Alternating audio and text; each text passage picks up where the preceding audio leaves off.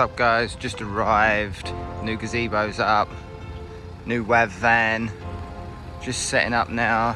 Smithy's over for the briefing, just put in the KS3 to monitor everything. We're going to run the nitrous today, so I'm going to try and pull 2 degrees out when the nitrous is running, but everything looks pretty good. As I say, just setting up. We've got a whole bunch of tyres to burn through.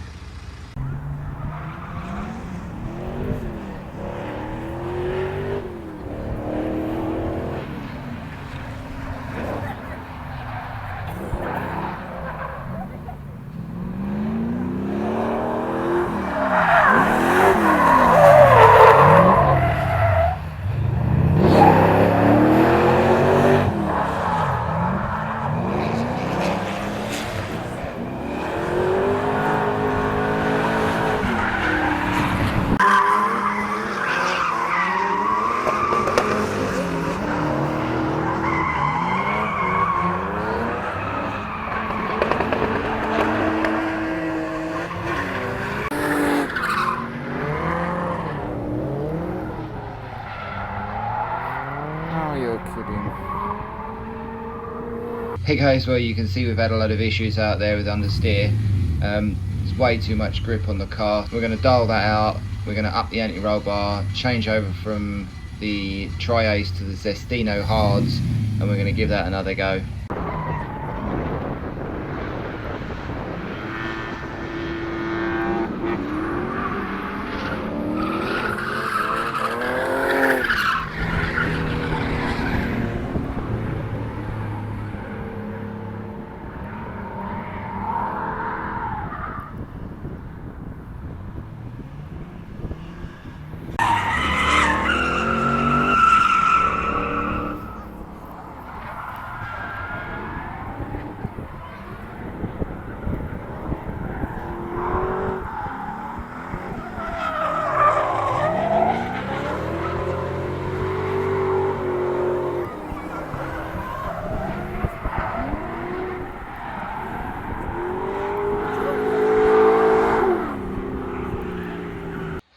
Well, back in the workshop, didn't get a lot of footage of the Teesside, a lot of issues, mainly being grip.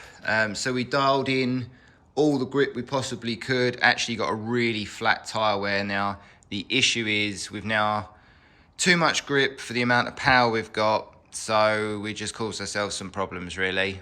On the upside, we've got a cam going in, so that's going to gain us probably around the 100 horsepower mark, these engines being quite lazy in stock form.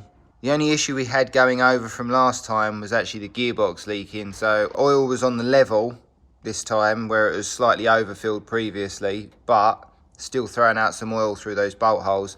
So we're going to drain the oil out of the gearbox just to check, see how much is actually in there and how much it's trying to push out. I'm going to obviously take that duct tape off that was awesomely made. Then remove the cube shifter, the billet shifter housing, and I'm probably going to attempt to put some Loctite or some silicone around the threads to stop the oil pushing out through them, and recheck the breather to make sure that's 100% all clear and good. But I'm not quite sure why we've got oil pushing out of the gearbox. Probably need to do a bit of research on that and see if others are having the same problem, unless they've got multiple breathers. Switches weren't a problem, so that's all sorted. Power steering cooler just down there, we've got the fan on it with all the switch working. Didn't need it. Because we only did, I think, 15 runs in the entire day, and that was literally queuing up. Oil only got to 58 degrees, I think. Definitely didn't top about 65 at any point, and that was without the fan on. So assuming, you know, you put the fan on, you can drop that right down to probably 30 degrees or ambient, I would say. So no issues with that one. We tried out the nitrous. It should be about 100 horsepower, but he didn't actually really feel it in the straight line, but could feel it on the big sweeping corner, which is kind of disappointing. I expected more from 100 shot of nitrous, but obviously not been on the dyno, not checked it. The fueling did seem fine. I've checked some of the data logs, but yeah, so although he had an extra 100 horsepower around the track, it's still too much grip with the 265s running completely flat and the soft suspension. So as well as the gearbox, we're going to be lowering the front down slightly. It's quite high, and obviously under load as well, it's lifting up even more and doing more weight transfer. So if we lower the front down, we'll have slightly less weight transfer to the rear. We'll probably leave the rear ride height as it stands at the minute. We're also going to adjust the Ackerman to try and increase the scrub at the front of the car. So basically what we're trying to do is, without going too far and obviously changing the camber angles and things like that, we're trying to just take out some of the rear grip. So we're going to up the anti-roll bar at the rear, leave the tyre pressure as I'd imagine, lower the front down slightly, which obviously less weight transfer over to the rear, probably stiffen the rear dampers slightly, change the front Ackerman, which is going to increase the scrub at the front, which obviously hopefully keep the rear end out, slow the front down a little bit more. First job up is that gearbox. We're going to drain the gearbox out and check the oil level, and I'll recheck, because we did look online, obviously super accurate, how many litres went in the gearbox, and we put that in through the top through the shifter.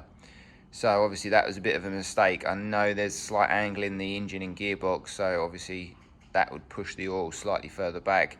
So we'll drain that out and we'll just check how much oil's in there, make sure obviously we didn't throw out too much from underneath. Oil's out. I've got to measure it. There's quite a lot in there though. Shifter's out. I was hoping actually the seal wasn't in place, because that would explain quite a lot, but unfortunately it's bang on the money. Well, I say unfortunately, it's pretty good that it went in first time, but there's only two of the back bolts, or the right hand side or driver's side bolts, that are actually on the oil side, so theoretically there is a potential for oil to run up them, assuming there's enough pressure in the system. So there is a drain hole at the back there, you can just see. That's obviously the reverse lockout, or it's not a lockout in this case, it's just a spring-loaded resistance. You've got the brass bushing there, but there's nothing to say that that was a problem, why the oil was coming out. You can see the oil down that one there, right at the bottom of the thread, so that's interesting. It doesn't go, there's no open end to that. Again, oil down that one. Does kind of beg the question of how it's getting out. Certainly doesn't look like it's coming out the prop or anything. So it's all back in now. I've cleaned everything with brake clean. It's all been dried, salted, and I've put silicone all over the, well, I say all over, I've put some silicone on the threads and around each base point where it clamps up. So I'm assuming that's going to stop it now. I mean, the only other option, it's coming actually out of the output shaft on the gearbox, but it doesn't really look that wet. So see how that goes. I'm going to drain the oil into this stainless steel can with the measuring, and I'm also going to pour it through a mesh with a quite powerful magnet, so hopefully we'll pick up any contaminants, but I've got to measure out and find out exactly what's in that can. So 3.7 litres, I'll double check what we can find out on the internet to fill level, but 3.7 doesn't sound that bad, to be fair. Turns out there's two different actually oil levels. Tremec, the gearbox company, obviously T56, they decided that 3.8 litres was perfect, but I'm assuming that's on a perfectly flat engine, where obviously this is not perfectly flat. And GM apparently put another 0.4 of a quart in. Either way, 3.8 quarts is what Tremec recommend, which turns out to be 3.6 litres.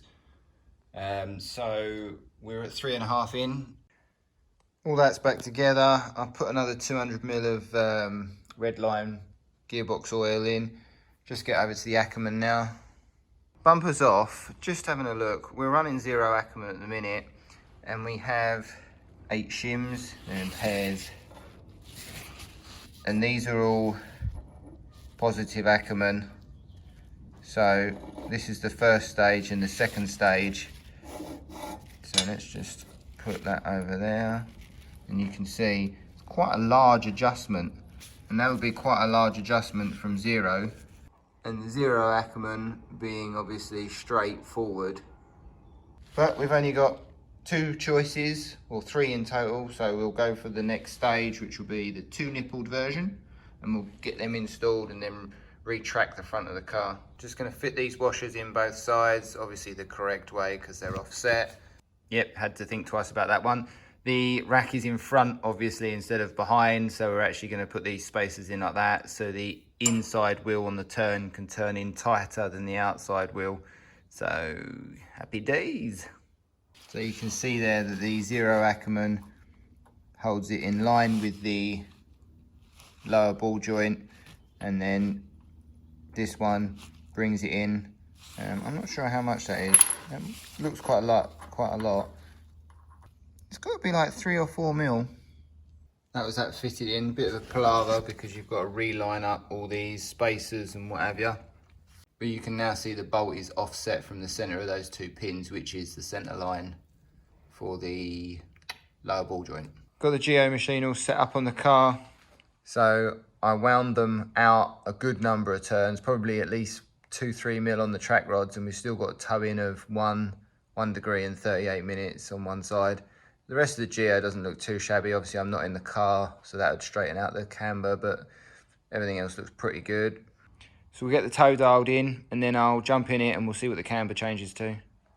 So yeah, when I jump in the car, it goes back to 420 both sides, something like that. I've just towed it out at 7 minutes this time. I'm not going to go crazy. We've towed it out about 15 minutes previously, but that's actually going to tow out even more once the car lifts up. So we'll leave it about 7 minutes. So we are making multiple changes as well as big changes, but that's because the car is so far out of whack at the minute. It did really well when it was at the short circuit where it was all second gear, like the car park.